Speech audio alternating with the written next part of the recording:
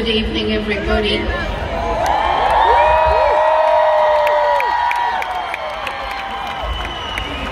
You're all really here to listen to music, and chimpanzees don't sing.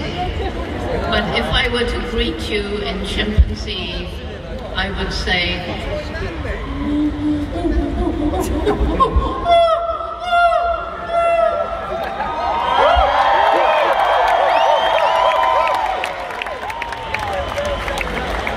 I've only got 10 minutes. I have to make everything very short.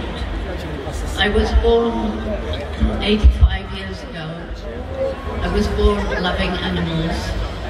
I was lucky in having a very supportive mother. When I was 10 years old, I decided when I grew up I would go to Africa, live with animals, and write books about them. And everybody laughed at me. How would I get to Africa? We didn't have any money. Africa was far away, and I was just a girl.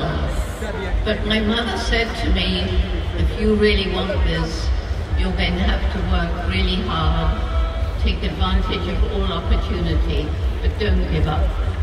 So I got to Africa, I saved up.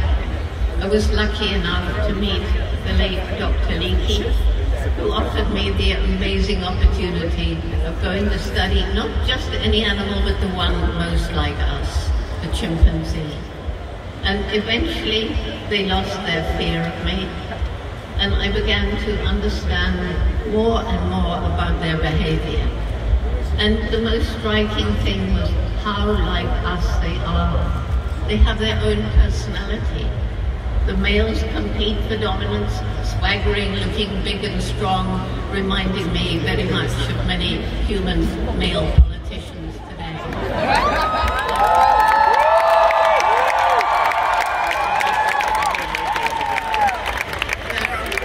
There are good and bad mothers in chimp society, as in human society, and the supportive mothers raise offspring who tend to do better in later life.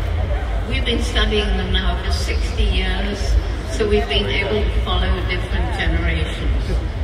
And chimpanzees, like us, sadly, have a dark and brutal side to their nature, but they're also capable of love and compassion and true altruism.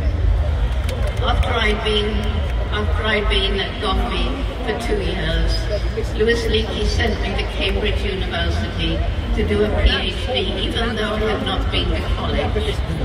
I was shocked to be told humans are the only beings on this planet with personality, mind, and emotion. And fortunately, I had a wonderful teacher when I was a child who taught me that however learned these professors were, they were wrong in this. That teacher was my dog.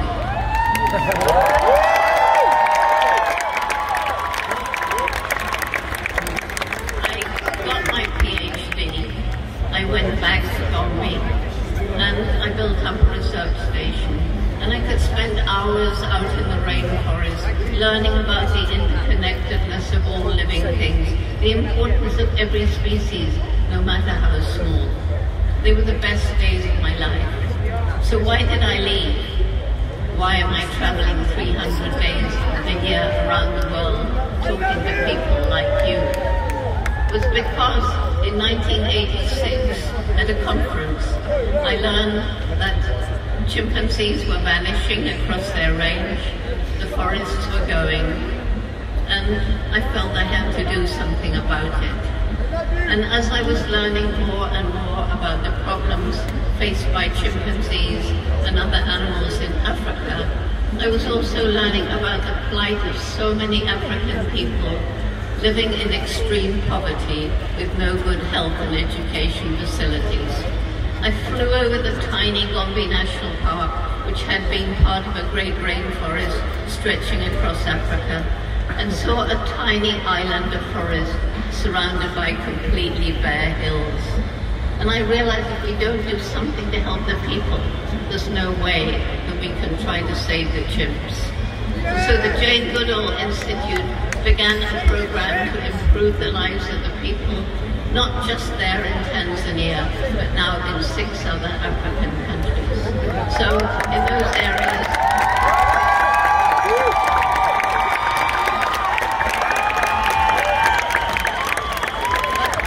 as I'm traveling around the world trying to raise money for these programs, I'm finding out so much about what we are doing to the planet, how we're destroying the forests and the oceans, the great lungs of the world, how we're recklessly burning fossil fuels, how our industrial animal agriculture is destroying the land and is also producing huge amounts of methane gas, which along with CO2 is one of the great greenhouse gases.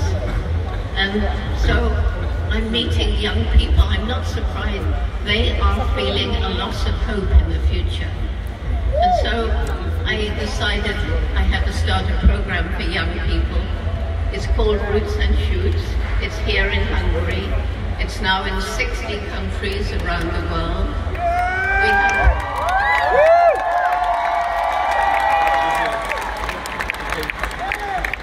We have members in kindergarten and members in university and everything in between. And they choose projects to make the world a better place for people, for animals, for the environment. It's my greatest hope for the future. Young people, when they understand the problems and they're empowered to take action, are changing the world. But